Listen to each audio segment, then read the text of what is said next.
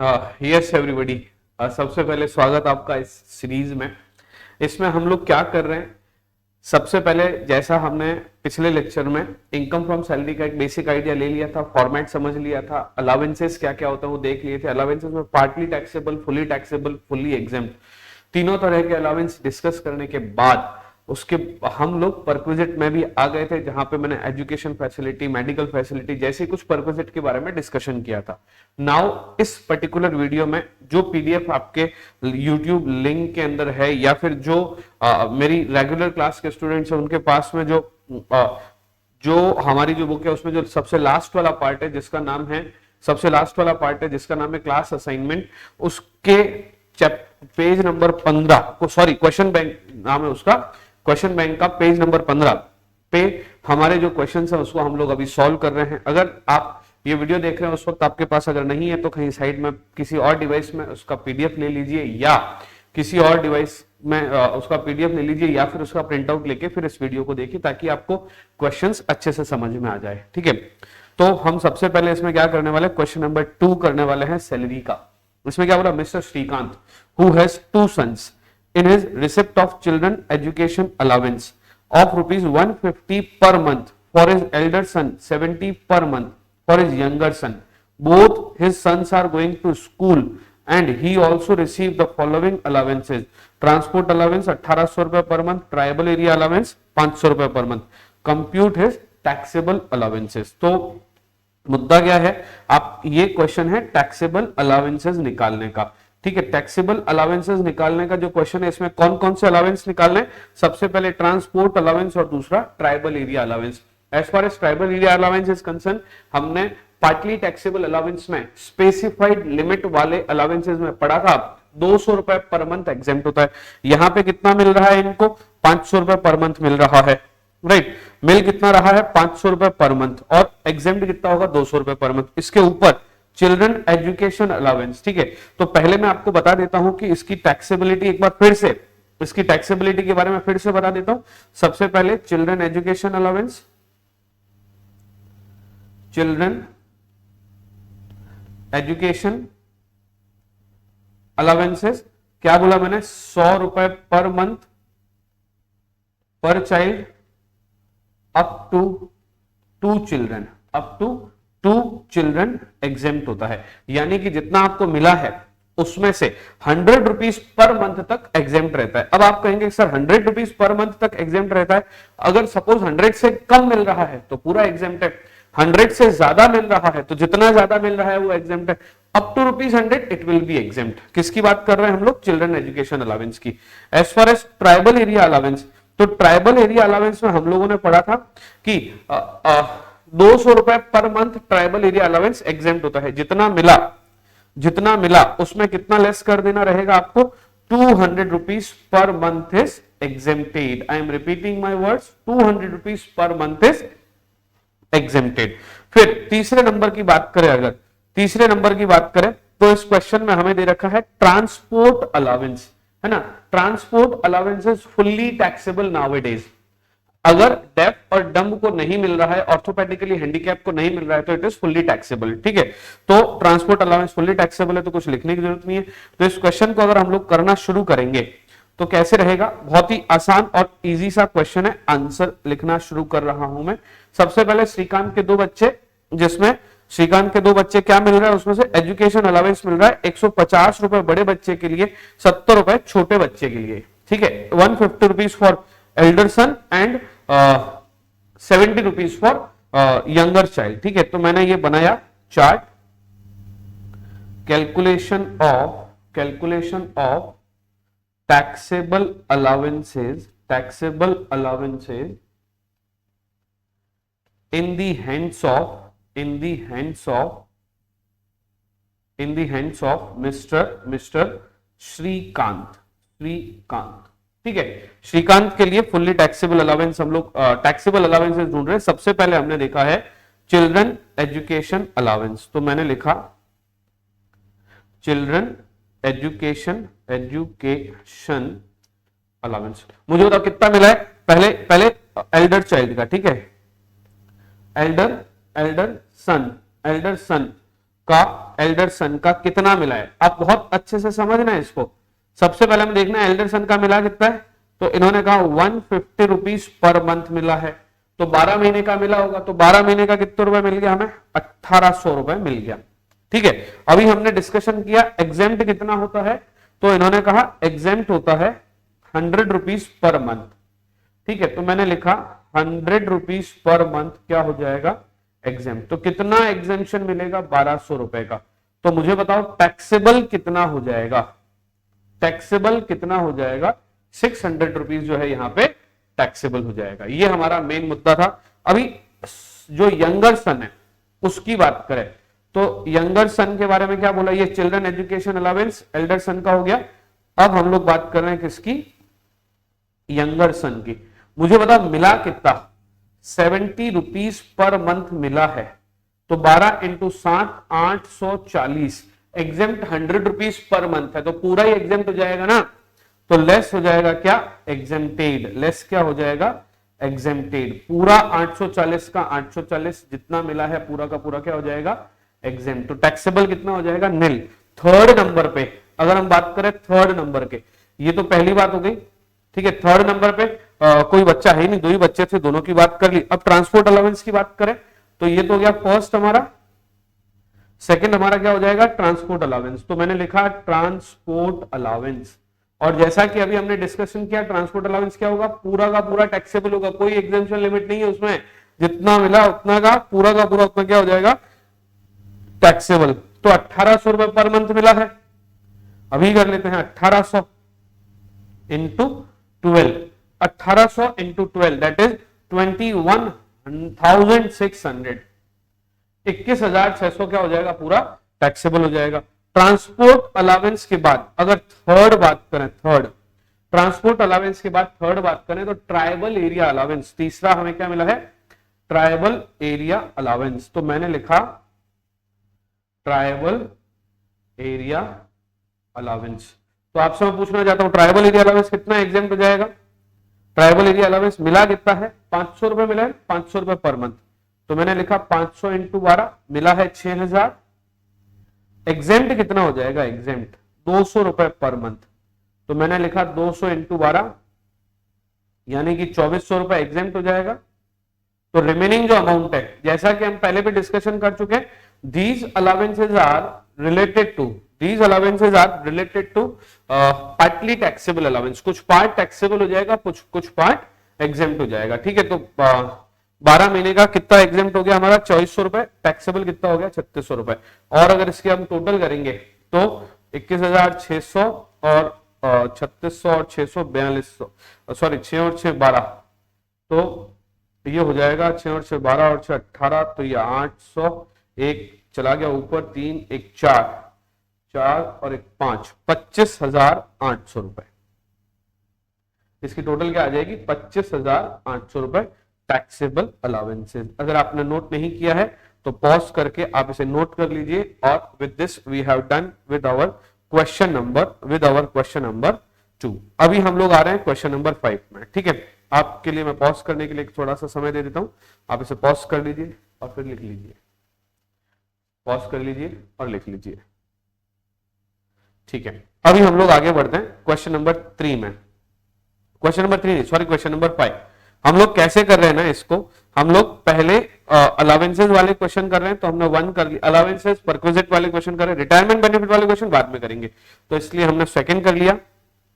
Second के बाद third नहीं किया है, हम लोग आ गए हैं फोर्थ में, फोर्थ भी नहीं किया है, हम लोग अब फिफ्थ आ रहे हैं, फिफ्थ में। तो फिफ्थ क्वेश्चन किससे रिलेटेड है, मेडिकल से रिलेटेड है, मेडिकल फैसिलिटी से रिलेटेड। तो जैसा कि हम लोगों ने पहले भी डिस्कशन किया था, मेडिकल फैसिलिटी का क्या हिसाब है, मैं एक बार आपको लिख के बता देता हूं कि मेडिकल फैसिलिटी जो है उसमें अलग अलग 2 सिस्टम रहते हैं, या तो इन इंडिया होगा या फिर आउटसाइड इंडिया होगा। ठीक है, मेडिकल फैसिलिटी के 2 हिसाब रहते हैं, या तो कहां होगी, इन इंडिया, और या फिर कहां होगी, आउटसाइड इंडिया। इन दोनों चीजों को आपको अच्छे से समझना रहेगा कि अगर मेडिकल फैसिलिटी इंडिया के अंदर प्रोवाइड की जा रही है, मेडिकल फैसिलिटी अगर इंडिया के अंदर प्रोवाइड की जा रही है तो क्या सिस्टम रहेगा, और इंडिया के बाहर प्रोवाइड की जा रही है तो क्या सिस्टम रहेगा। If medical facility is providing in India, तो कि कहां कहां एग्जेम्प्ट है वो समझना। अगर आपको गवर्नमेंट हॉस्पिटल में अगर मेडिकल फैसिलिटी मिली है तो ध्यान रखना it is exempt. Second number पे किसी भी ऐसे प्राइवेट हॉस्पिटल में आपको मेडिकल फैसिलिटी मिली है, और जो मेडिकल फैसिलिटी आपको मिल रही है विच इज, जो मेडिकल फैसिलिटी आपको मिल रही है, सॉरी, जो मेडिकल फैसिलिटी आपको मिल रही है वो CIT अप्रूव्ड गवर्नमेंट हॉस्पिटल में मिली है, तो ये भी क्या हो जाएगा, एग्जेम्प्टेड। ये भी क्या हो जाएगा, एग्जेम्प्टेड। तो पहले प्राइवेट हॉस्पिटल हो गया, दूसरा गवर्नमेंट हॉस्पिटल हो गया। तीसरे नंबर पे आ गया आपका, तीसरे नंबर पे आ गया अगर एम्प्लॉयर की खुद की हॉस्पिटल है, एम्प्लॉयर की खुद की हॉस्पिटल है तो वो भी क्या हो जाएगा, एग्जेम्प्टेड। वो भी क्या हो जाएगा, एग्जेम्प्टेड। और लास्ट बट नॉट लीस्ट ये कह रहा है कि अगर किसी तरह की सेंट्रल गवर्नमेंट की हेल्थ स्कीम में अगर मेडिकल इंश्योरेंस प्रीमियम करवाया है, I am repeating my words, क्या करवाया है, मेडिकल इंश्योरेंस प्रीमियम करवाया है, तो वो भी क्या रहेगा, एग्जेम्प्ट। वो भी क्या रहेगा, एग्जेम्प्ट। थोड़ी सी जगह मैं आप लोगों के लिए रख लेता हूं, आपको शायद स्क्रीन पे शो नहीं हो रहा होगा, तो एग्जेम्प्ट हो जाएगा। उसके बाद अगर इसके अलावा अदर देन अबव, यानी कि अदर देन अबव बचा क्या है, प्राइवेट हॉस्पिटल में मेडिकल फैसिलिटी बची है, नॉर्मल प्राइवेट हॉस्पिटल जो कि CIT अप्रूव नहीं है वहां पे अगर दिया है तो क्या हो जाएगा, टैक्सेबल हो जाएगा। बात खत्म, बात खत्म, ठीक है। अब बात करते हैं आउटसाइड इंडिया की। अब क्या बात कर रहे हैं हम लोग, आउटसाइड इंडिया की। आउटसाइड इंडिया में क्या सीधा सा हिसाब है, अगर मेडिकल फैसिलिटी प्रोवाइड करी है, मेडिकल फैसिलिटी प्रोवाइड करी है, ठीक है, आउटसाइड इंडिया मतलब फॉरेन जाके मेडिकल फैसिलिटी दी है, तो पहली बात तो ये समझना होगा आपको, ये दे कौन रहा है, एम्प्लॉयर दे रहा है, किसे दे रहा है, एम्प्लॉय को दे रहा है, क्या दे रहा है, मेडिकल फैसिलिटी दे रहा है, इंडिया में दे रहा है, तो ये सब चीजें। आउटसाइड इंडिया में या तो फैसिलिटी देगा या फिर टू और फ्रो देगा। टू और फ्रो का मतलब क्या, आना और जाने का खर्चा। तो टू एंड फ्रॉम से रिलेटेड अगर कोई जिसको अपन बोलते हैं कि ट्रेवलिंग का खर्चा देगा, और थर्ड नंबर पे वो देगा स्टे अब्रॉड का खर्चा। तो यहां पे देखो, पहले तो फैसिलिटी हो गया, दूसरा हो गया स्टे अब्रॉड, और तीसरे नंबर पे जो देगा वो क्या देगा, ट्रेवलिंग विद, यहां पे भी विद वन अटेंडेंट है, वन अटेंडेंट। ये पैसा दे कौन रहा है, एम्प्लॉयर दे रहा है। किसको दे रहा है, एम्प्लॉई को दे रहा है। किसके लिए दे रहा है, आउटसाइड इंडिया में मेडिकल फैसिलिटी के लिए दे रहा है। तो अगर पहली बात मेडिकल फैसिलिटी दी है आउटसाइड इंडिया, पहली बात अगर मेडिकल फैसिलिटी दी है आउटसाइड इंडिया, जितना RBI की लिमिट है उतना एग्जेम्प्ट हो जाएगा। फॉरेन एक्सचेंज मैनेजमेंट एक्ट में RBI ने लिमिट्स बांध रखी है, उस लिमिट से ज्यादा का अगर आपको परक्विजिट मिला है तो वो टैक्सेबल होगा, उस लिमिट से ज्यादा का अगर अमाउंट मिला है तो टैक्सेबल होगा, लिमिट से कम मिला है तो टैक्सेबल नहीं होगा। That's all. मुद्दा क्या है, आउटसाइड इंडिया फैसिलिटी है, आउटसाइड इंडिया फैसिलिटी है, कौन देने वाला है, कौन देने वाला है, एम्प्लॉयर दे रहा है। किसको दे रहा है, एम्प्लॉय को दे रहा है। जो फैसिलिटी आपको आउटसाइड इंडिया मिली है, अगर वो फैसिलिटी का पैसा लिमिट RBI की लिमिट के बराबर का अमाउंट दिया है तो वो एग्जेम्प्ट, उससे ज्यादा दिया है तो taxable. Stay abroad one attendant में भी RBI की लिमिट के अंदर पैसा दिया है तो एग्जेम्प्ट, RBI की लिमिट से ज्यादा का पैसा दिया है तो टैक्सेबल। ट्रेवलिंग का एक टेक्निकल पॉइंट है, उसमें क्या लिख रखा है उनको अच्छे से समझना कि अगर आपकी अदर ग्रॉस टोटल इनकम, अगर आपकी other gross total income 2 lakh रुपए से ज्यादा है, I am repeating my words, आपकी अगर ग्रॉस टोटल इनकम 2 लाख से ज्यादा है तो मेडिकल फैसिलिटी में ट्रेवलिंग का खर्चा टैक्सेबल हो जाएगा, अदरवाइज ट्रेवलिंग का खर्चा एग्जेम्प्ट रहेगा। बोले सर क्या टैक्सेबल क्या एग्जेम्प्ट समझाओ। सपोज कीजिए आपने दूसरा ग्रॉस टोटल इनकम निकाल लिया, ग्रॉस टोटल इनकम आपका 2 लाख से ज्यादा आया, तो जो ट्रेवलिंग का खर्चा है जो आपको एम्प्लॉयर दे रहा है with one attendant foreign tour के लिए, वो पैसा आपका ऐड हो जाएगा परक्विजिट में। अगर मान लीजिए आपकी other gross total income 2 lakh से कम है, मींस टू से आप बहुत ज्यादा सैलरी वाले पर्सन नहीं है, आपको ऑलरेडी कम ही पैसा मिल रहा है, तो वो जो 2 लाख रुपए वो आपका क्या हो जाएगा, एग्जेम्प्ट हो जाएगा। ये यहाँ पे समझने वाली बात है। बेटर अंडरस्टैंडिंग के लिए हम ये वाला क्वेश्चन करेंगे। तो क्वेश्चन नंबर 5 जो है वो इसी से रिलेटेड है, और 5 के साथ आपको ये पूरा अच्छे से समझ आ जाएगा, राइट। लेकिन क्वेश्चन स्टार्ट करने से पहले मैं कुछ चीजें आपको क्लियर कर देता हूं। ये जो मेडिकल फैसिलिटी मिल रही है ना, ये मेडिकल फैसिलिटी किन किन को एम्प्लॉयर देवे, एम्प्लॉय के किन किन रिलेटिव्स को देवे तो ये टैक्सेबल नहीं होगी। तो क्या बोला, मदर, फादर, सन, डॉटर, खुद, ओन एंड स्पाउस। और तो और ध्यान रखना इसके अंदर डिपेंडेंट ब्रदर एंड सिस्टर भी शामिल है, डिपेंडेंट ब्रदर एंड सिस्टर।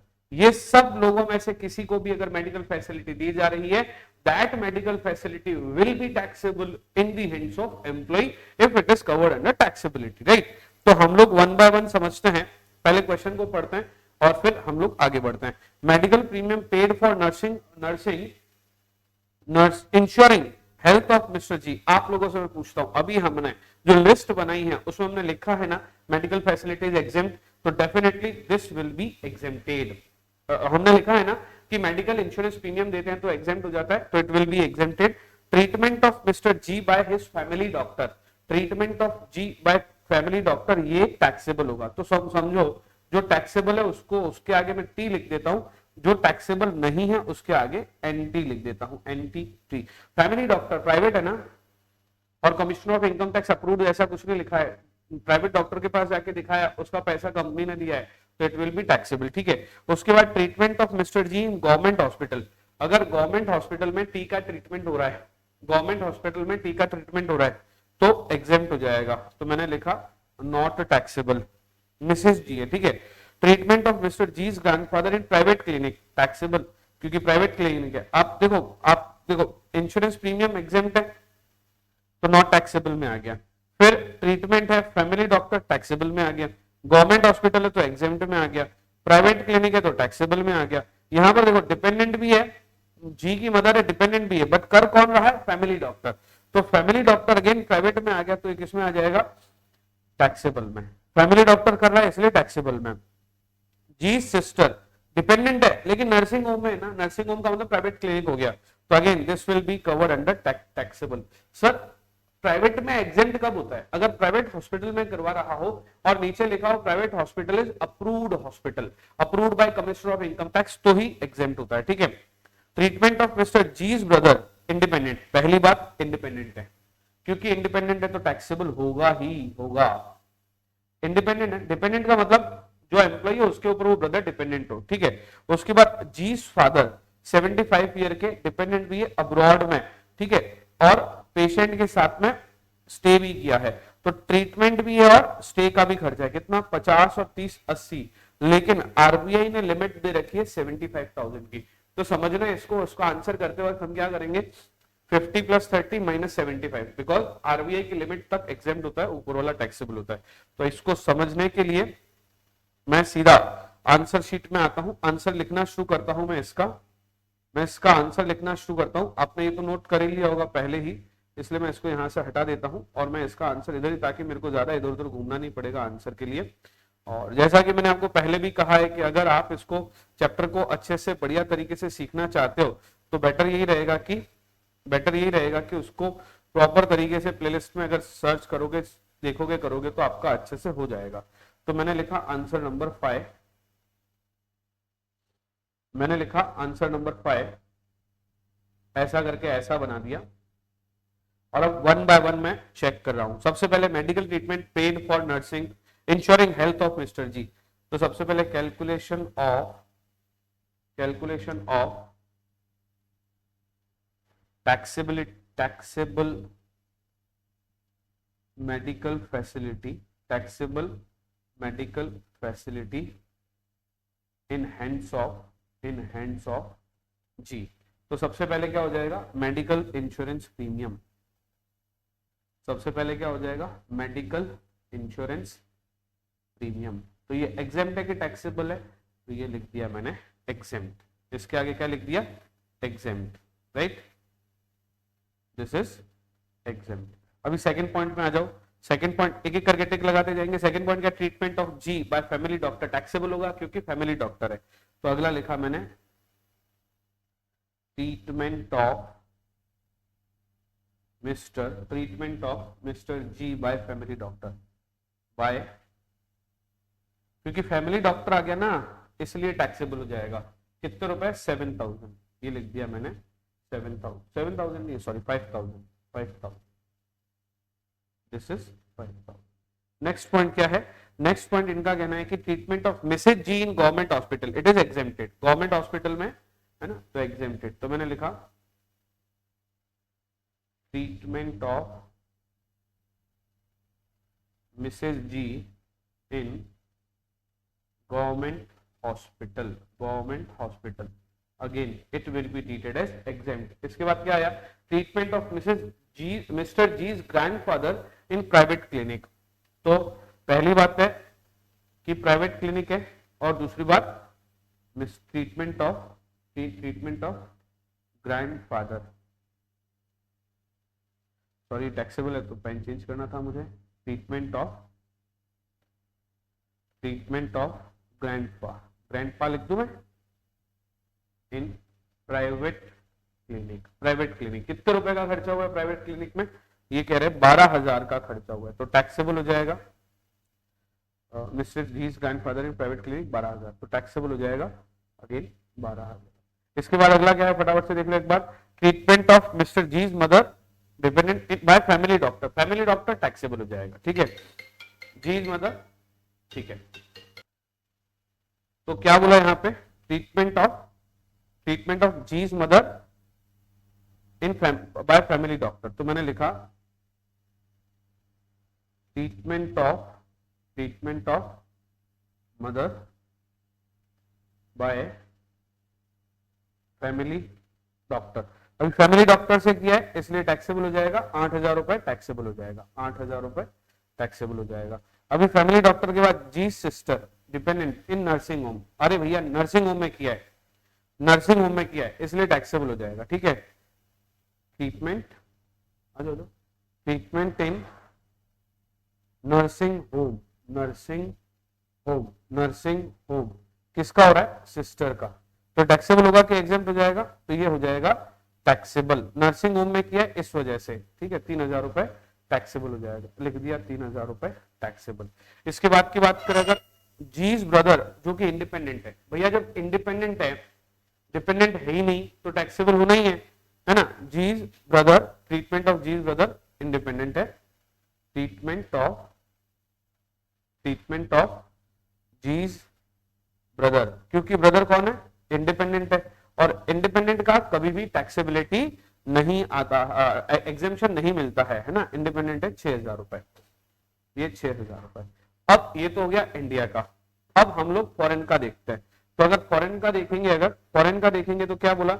जी के फादर को फॉरेन लेकर गए हैं, डिपेंडेंट है, और अब्रॉड में और स्टे अब्रॉड का टोटल मिला के 80,000 का खर्चा हुआ है, ठीक है। तो treatment of father in abroad, मैंने लिखा ट्रीटमेंट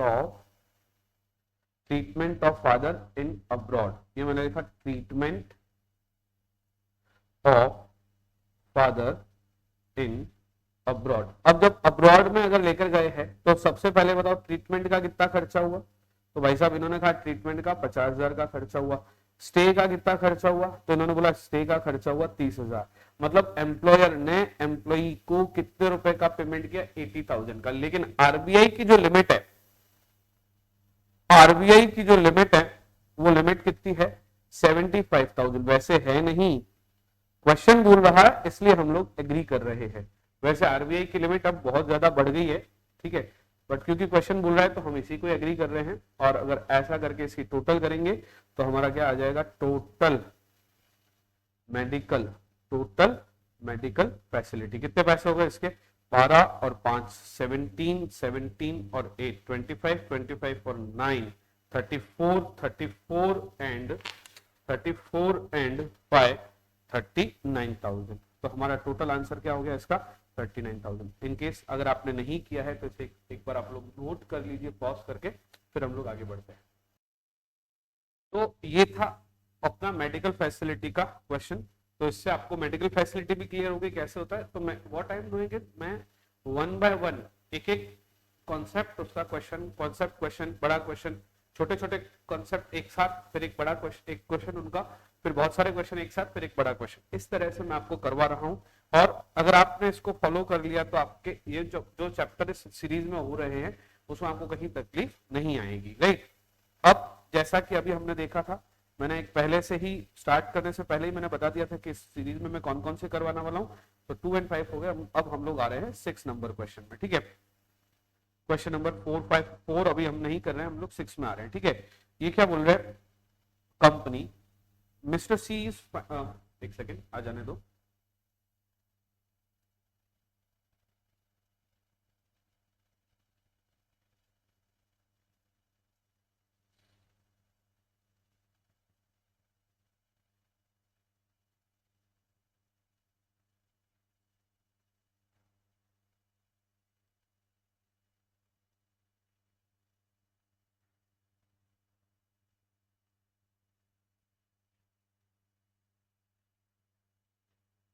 यस, आ गया। अभी देखो मेरी बात सुनो, रेंट फ्री अकोमोडेशन का क्वेश्चन ये हम लोग अभी कर रहे हैं। तो रेंट फ्री अकोमोडेशन के मुद्दे की अगर बात करें, रेंट फ्री अकोमोडेशन के मुद्दे की अगर बात करें तो इसके दो अलग अलग हिस्से हो रहे हैं रेंट फ्री अकोमोडेशन के। पहला हिस्सा क्या हो रहा है कि पहली बात कि किसका मकान है, गवर्नमेंट एम्प्लॉय है या नॉन गवर्नमेंट एम्प्लॉय है।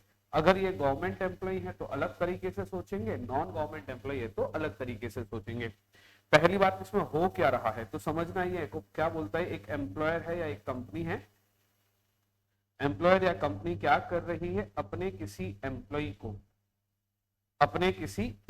को मकान दे रही है, हाउस दे रही है। कौन दे रहा है, एम्प्लॉयर। किसे दे रहा है, एम्प्लॉय को। क्या दे रहा है, हाउस यानी कि मकान दे रहा है, और वो रेंट फ्री दे रहा है। अकोमोडेशन जो दे रहा है वो रेंट फ्री दे रहा है, यानी कि रेंट नहीं ले रहा है। तो पहली बात ये कौन है, government employee. In case of government employee ये चीज कितना होगा ये डिसाइड करा जाता है गवर्नमेंट के खुद के द्वारा, यानी कि licence fees will be the rent free accommodation की परक्विजिट वैल्यू। सपोज आपको बोल रहा है रेलवे का एम्प्लॉय है और रेलवे अपने एम्प्लॉय को एक मकान जब देता है तो 5,000 रुपए की लाइसेंस फीस मानता है, तो वो 5,000 रुपीज रेंट फ्री अकोमोडेशन का टैक्सेबल वैल्यू हो जाएगी एम्प्लॉय के लिए। और अगर नॉन गवर्नमेंट एम्प्लॉय है तो देख लीजिए, आपको हमने पहले भी डिस्कस कर रखा है, दो अभी शायद वीडियो में थोड़ा सा इंटरप्शन आ गया था तो मैं एक बार इसको रिकॉल कर लेता हूँ। रेंट फ्री अकोमोडेशन हम पढ़ रहे हैं, रेंट फ्री अकोमोडेशन में हम लोग गवर्नमेंट और नॉन गवर्नमेंट एम्प्लॉय की बात कर रहे हैं। गवर्नमेंट एम्प्लॉय में लाइसेंस फीस जितनी होती है वो है टैक्सेबल हो जाती है। सपोज कीजिए कि अगर कोई पर्सन अगर किसी गवर्नमेंट डिपार्टमेंट में जॉब कर रहा है तो जितना गवर्नमेंट डिपार्टमेंट में जब वो जॉब कर रहा है तो उस गवर्नमेंट डिपार्टमेंट के हिसाब से जो लाइसेंस फीस सोची गई है वही licence fees will be treated as rent free accommodation. अगर नॉन गवर्नमेंट एम्प्लॉय है तो अलग अलग दो बातें होंगी। मकान किसका है, कंपनी का है या कंपनी ने किराया पर लेकर आगे दिया है। मकान अगर एम्प्लॉयर का हो तो तीन अलग अलग बातें होगी, 10 लाख, 10 लाख से 40 लाख और 40 लाख से ज्यादा। पॉपुलेशन पर अलग अलग परसेंटेज है जो हम पहले पढ़ चुके। और अगर मकान किराए पर लेकर आगे दिया है तो रेंट पेड और 15% of salary whichever is less will be treated as taxable, ठीक है। तो यहां पे अगर हम देखेंगे तो क्वेश्चन में क्या बोल रखा है कि basic salary 6,000, DA 2,000, 30% of retirement benefit. यानी कि देखो मेरी बात सुनो, यहाँ पे सैलरी वर्ड का मतलब अभी हमने डिस्कशन किया, basic plus DA plus taxable allowance, ठीक है। डीए कब वाला, if forming part of retirement benefit. DA कौन सा वाला, if forming part of retirement benefit जो रहेगा वही लेना है, पूरा नहीं लेना है, ठीक है। तो आगे इन्होंने क्या बोला, आगे इन्होंने बोला कि बाकी टैक्सेबल अलाउंस सारे लेने हैं, ठीक है। तो यहाँ पे समझने वाली बात क्या होगी, basic salary 6,000, sorry basic salary 6,000 per month दे रखा है, यस। डीए 2,000 दे रखा है लेकिन 30% ही लेना है क्योंकि 30% is forming part of retirement benefit, ठीक है। बोनस जो है वो पूरा का पूरा लेना है ना। तो basic salary 6,000, DA basic salary 6,000, DA DA 2,000 का 30%, 2,000 का 30% ही लेंगे, ठीक है। प्लस बोनस 1,500 पूरा ले लेते हैं। तो यानी कि सैलरी कितनी आ गई हमारी, 6,000 प्लस 2 तिया 600 प्लस 1,500, तो 6 और 1 7 8, 8,100 रुपए इसकी पर मंथ सैलरी जाएगी। इसका 15% लेना है तो हम कैसे कर रहे हैं, 8,100 इंटू 15%, कितने महीने का? 5 महीने का। जो अमाउंट आएगा वो आएगा 6086075। 5 महीने का क्यों लिया है? क्योंकि 1 नवंबर को घर में घुसा है, तो नवंबर, दिसंबर, जनवरी, फरवरी, मार्च 5 महीने का ही किराया हम लोग टैक्सेबिलिटी में ले रहे हैं। With this we have done our next question, that is question number 6. Now we are jumping over our next part, that is question number 7.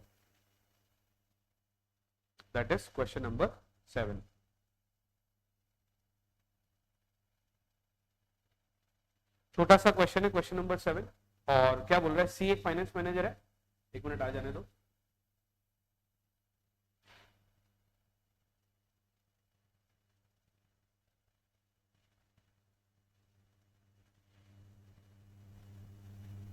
अच्छा, क्वेश्चन नंबर 7 है ना, वो फर्निश्ड हाउस की बात कर रहा है। किसकी बात कर रहा है? फर्निश्ड की।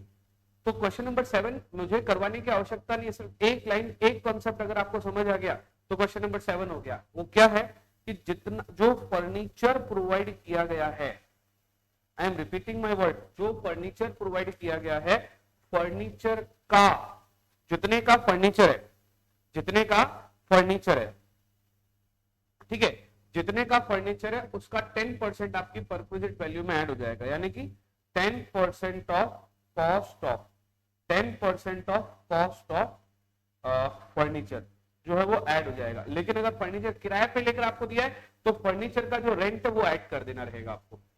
सपोज कीजिए आपको फर्नीचर किराए पर लेकर दिया है तो कंपनी ने कितना किराया दिया फर्नीचर का वो उसमें ऐड करना रहेगा। ठीक है, तो सबसे पहले बेसिक सैलरी 6,000 रुपए पर मंथ है ना, वो सब तो चलो ठीक है। सिर्फ इसमें क्या है, यही क्वेश्चन एक्स्ट्रा है, बाकी ऊपर वाले क्वेश्चन सेम कॉपी पेस्ट किया है। तो देखो क्या क्या मिल रहा है आपको। टेलीविजन मिल रहा है, कितने का है? 10,000, बट कॉस्ट क्या थी? 25,000। तो 25,000 का 10% आपकी आंसर में ऐड होना चाहिए, मतलब कॉस्ट से लेना देना है, WDV से कोई लेना देना नहीं है। तो यहां पर देखो कॉस्ट कितनी है, कॉस्ट कितनी है, एक सेकेंड, 25,000। ठीक है, तो 25,000 का 10% कितना हो गया? 2,500 रुपए। और ध्यान रखना वो, क्योंकि ये जो मिल रहा है ये भी कितने टाइम के लिए मिल रहा है? 5 महीने के लिए, 5 महीने के लिए। ठीक है, तो अच्छा डेट भी चेंज हो गई क्या इसमें? ओके, टेलीविजन वॉज, पहले क्वेश्चन पूरा पढ़ लेते हैं अदरवाइज गड़बड़ हो जाएगी। ठीक है, पहले क्वेश्चन पूरा पढ़ लेते हैं, डेट चेंज हो रही है इसमें। सबसे हम इसमें क्या कर रहे हैं पता है, सिर्फ फर्नीचर की वैल्यू अलग से कैलकुलेट करके आपको बता देते हैं। तो सबसे पहले क्या मिला है? टेलीविजन कितने का? 25,000 का। ये लिखा मैंने, शॉर्टकट चलता नहीं है हर बार। टेलीविजन कितने का है? 25,000 का। कितने महीने के लिए यूज किया है? 3 मंथ्स के लिए। क्यों सर? क्योंकि नीचे लिखा है टेलीविजन वॉज प्रोवाइडेड ऑन 1 जनवरी 23। तो 23 का जो 3 महीने है, जनवरी, फरवरी, मार्च, 3 महीने के लिए यूज किया। ठीक है, उसके अलावा 2 air conditioner, the rent paid by air conditioner वो 400 रुपए पर मंथ, मतलब एयर कंडीशनर भी दिया है, कितने रुपए पर मंथ है ना? 400 रुपए पर मंथ रेंट पे लेके आपको दिया है। तो मैंने लिखा AC 400 रुपए पर मंथ कंपनी दे रही है AC वाले को, और AC हम यूज कर रहे हैं बीइंग एम्प्लॉय। तो 5 महीने की आपको, जब तक आप घर में हो तब तक आप AC यूज करो, तो 5 महीने के लिए आपने AC भी यूज किया है। ठीक है, मिस्टर C इन सबके बदले में 1,000 रुपए पे भी कर रहा है, यानी कि जो एम्प्लॉय जो है वो अपने एम्प्लॉयर को, अपनी कंपनी को रेंट फ्री अकोमोडेशन के एवज में 1,000 रुपए दे भी रहा है। तो मैं तो सिर्फ आपको यहाँ पे यही बता रहा हूँ कि 25,000 इंटू 10% इंटू 3/12, ये जो अमाउंट आ जाएगा ना, ये जो अमाउंट आ जाएगा, ये अमाउंट जो है आपका, ये अमाउंट आपका जो है वो परक्विजिट की वैल्यू बन जाएगा। This is the point, right. और ये अमाउंट कितना आएगा? 625 रुपए, 625 रुपए। कितना आ जाएगा? 625। टेलीविजन के लिए परक्विजिट वैल्यू 625, 10% आपको लेना है, 3 महीने का है तो 3 महीने का इतना आ जाएगा। AC 400 रुपए का एक AC पर मंथ का, 2 AC दिए। ठीक है, तो 400 इंटू 2 800 इंटू 5 4,000, तो परक्विजिट वैल्यू क्या हो गई? 4,625। अब सुनो मेरी बात, जो हमने पिछला क्वेश्चन किया था उसमें हमने क्या देखा था? 6,075 हमारी रेंट फ्री अकोमोडेशन की वैल्यू आई थी, उसमें ऐड कर देना है 4,625 रुपए। ठीक है, क्योंकि अभी हमने कैलकुलेट किया है फर्नीचर की वैल्यू, टोटल हो गया 10,700। इसके बदले में कंपनी को एम्प्लॉय ने 5,000 का रेंट पे किया है, तो डिफरेंस अमाउंट जो है वो 5,700 रुपए टैक्सेबल वैल्यू ऑफ परक्विजिट हो जाएगा। With this I am concluding my lecture right now. ऐसे ही हम लोग एक एक क्वेश्चन और उसमें आने वाले नए कॉन्सेप्ट को समझते हुए हम सारे क्वेश्चंस करने वाले हैं इसके।